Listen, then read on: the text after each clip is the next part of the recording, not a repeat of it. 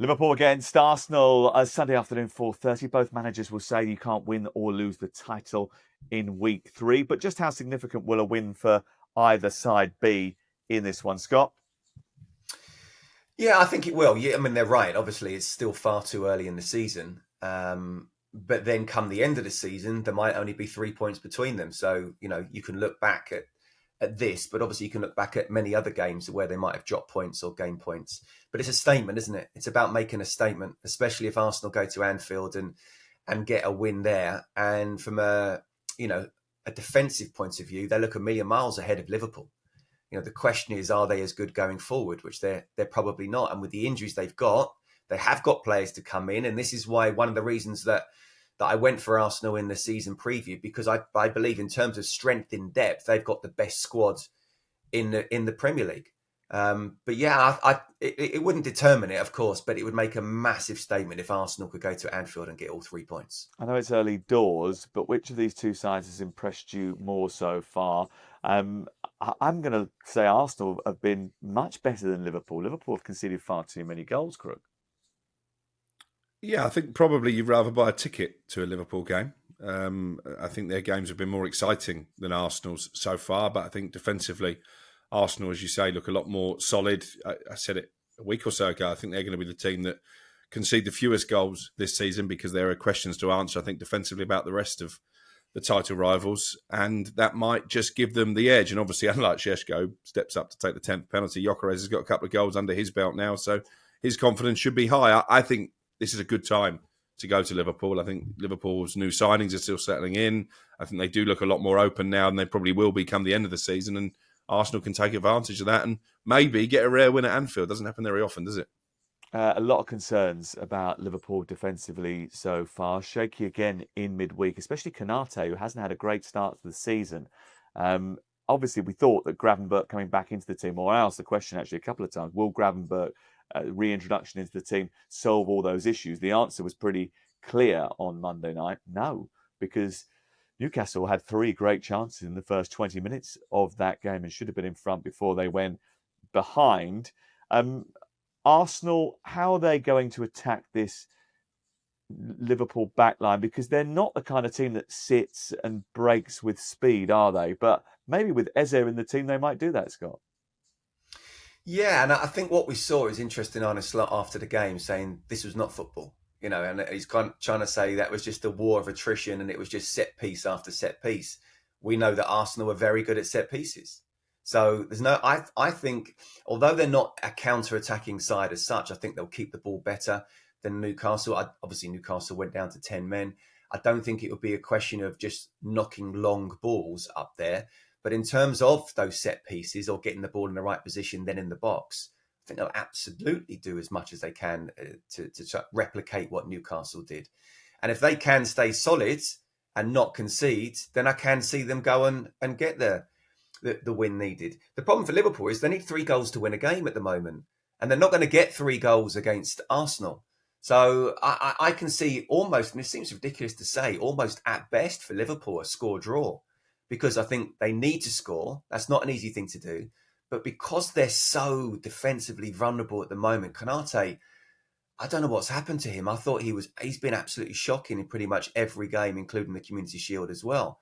So do they go out and get a centre-half like a Mark Guehi? But at this moment in time, it is the perfect time to be playing Liverpool.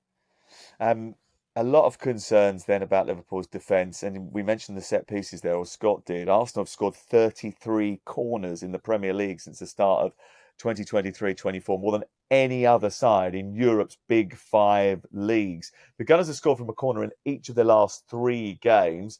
They've never done so in 4 games in a row. So everybody right now is going onto their fantasy team and captaining Gabriel or Saliba so that they get extra points at the weekend. Salah and Wirtz, anonymous midweek. I mean, the producers put that in the script. I don't think that's actually true about Wirtz. A lot of little passes that sort of come off, but in the first 20 minutes or so, the physicality of the game, I think, passed him by. Salah, now that's a different question because he really was anonymous up until the assist that he got, although really that should belong to Szoboszlai for the way that he jumped over the ball perfectly for Rio Ngamoa's finish. But actually, he hardly touched the ball in the game, Salah. He was absolutely not involved in it at all. And that would be a major concern because actually he's been quite quiet for a very long time now, Crook. Yeah, dating back to the end of last season. Wasn't great against Bournemouth either on the opening day. And then annoyingly, on the subject of fantasy football, for those of us who didn't have him in the team, he pops up with his customary first day goal. And I think was credited with that assist in midweek. So he's still getting points. But yeah, that really doesn't tell the full story of his performances. And I've been massively underwhelmed by Florian Wirtz so far as well.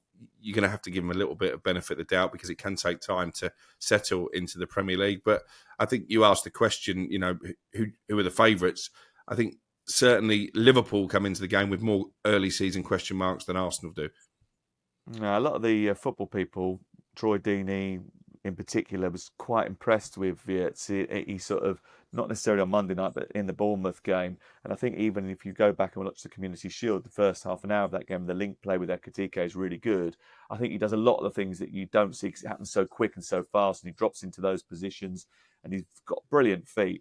It is going to take him time before he really starts to shine in English football because it's a different level of physicality. You don't get games like Monday night, which was an absolute chaotic mess of a football match in the Bundesliga, certainly not with the level of physicality. I mean, the intensity of atmosphere, of course, you get at Dortmund and Schalke and, places like that. But honestly, it was a mad place to be on Monday night. Arsenal have got no Saka, no Odegaard. So do you just bring Eze in and Madueke in to replace them? Is that how you do it, Scott? Yeah, I think so. I think Eze's ready. Desperate to try and make his Arsenal debut already. I think Madueke, I like Madueke and I didn't want to see him leave Chelsea. And I kind of felt sorry for him when Eze was signed because I'm thinking, well, how many minutes is he going to get? But he's already played. This is what it's all about. This is one of the major reasons why Arsenal didn't win the title because of injuries and the replacements coming in weren't as good. Look, he's not as good as Saka, but I think it's a great opportunity for both of them. And I think Eze will come in and he'll look like he's been an Arsenal player for 3 or 4 years. So in my opinion, yes, that's exactly what I do. Maybe it's the transfer policy coming to fruition. What about the GCSE kids, Max Darman and Rio Ngamoa? Any chance of them sort of making a mark on this game for the second successive week, Crookster?